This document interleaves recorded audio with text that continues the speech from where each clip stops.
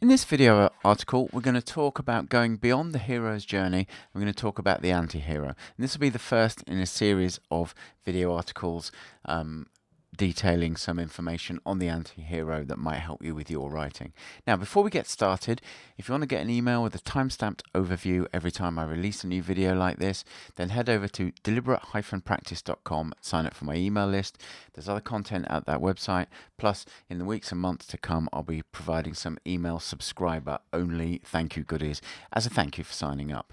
Let's start this video by talking briefly about The Godfather. Now, this is a movie I've wanted to watch forever, and I don't know how I've just not managed to make the time to watch it.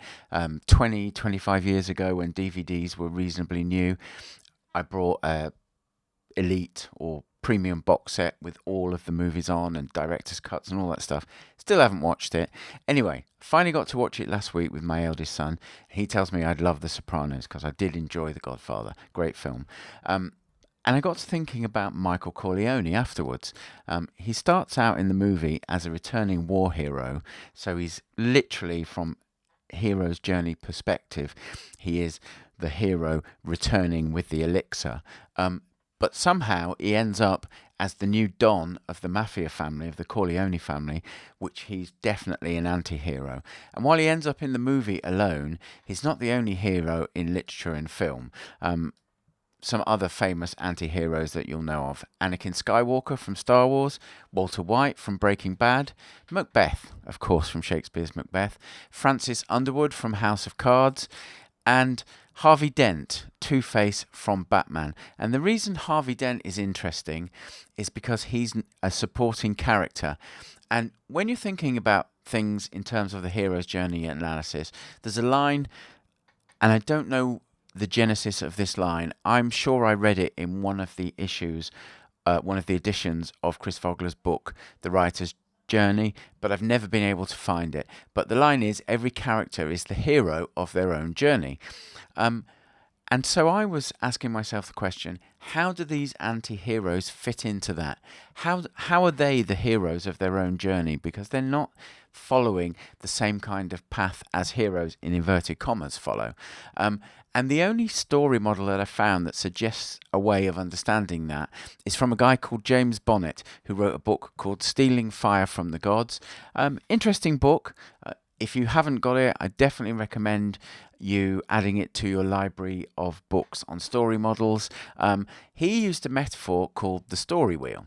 Now, his metaphor of the story wheel was, instead of the traditional hero's journey being circular, where I'm sure you've seen the diagram where there's like 12 points and the hero starts out and he's in the ordinary world and he gets the call to adventure, refuses the call, and at each step of the journey he moves around and he gets to the end where he returns to the tribe with the elixir of his wisdom to share with the tribe.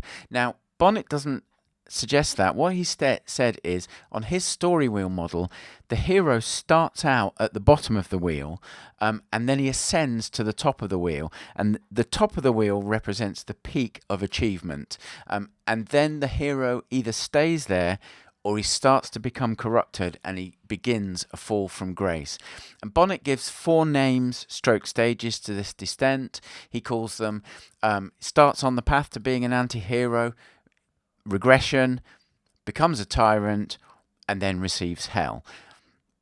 Now, some of Bonnet's ideas are really interesting. Some of them are not as fully formed as they could be. But I really like this idea of the story wheel. The hero starts out here and he ascends there, and then if he's going to become an anti-hero, he then falls from grace, and that's the descent side of the story model.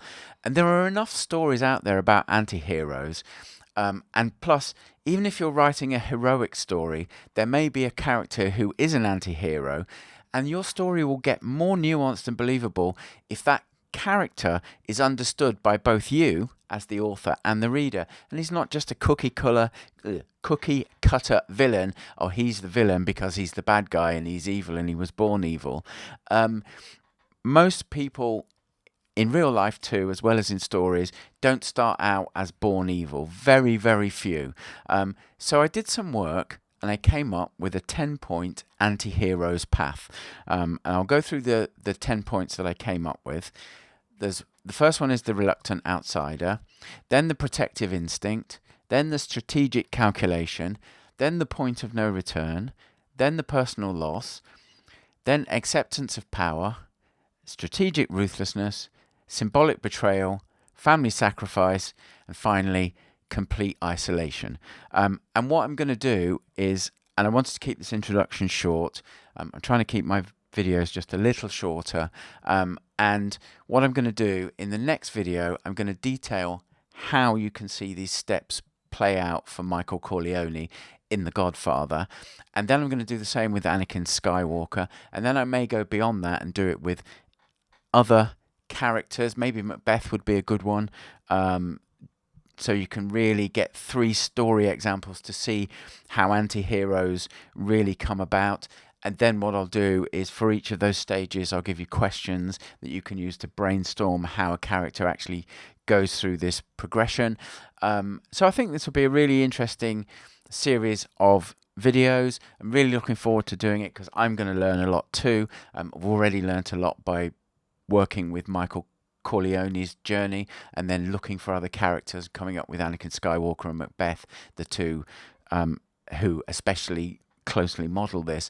And hopefully you'll take from this the way to look at a character who exhibits who is the villain in a story, evil, etc., and just do a bit of work on that character and make him a little bit more nuanced and a little bit more 3-dimensional, believable, rather than just, oh, he's the villain, he was born evil kind of thing. I don't believe people are born evil. I believe they act that way because of events that happen to them. Anyway, so that's what we're going to do in the next video. We're going to start with Michael Corleone. I'll probably be adding stuff to the Writing Vault as well, which is a resource I'm creating for aspiring and or frustrated fiction writers.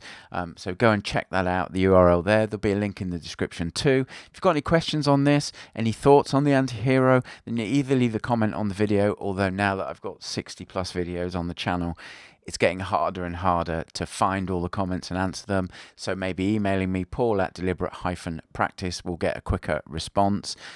So I will thank you for your time with this video, and I'll catch you in the next video when we talk in more detail about Michael Corleone's descent along the anti-hero journey.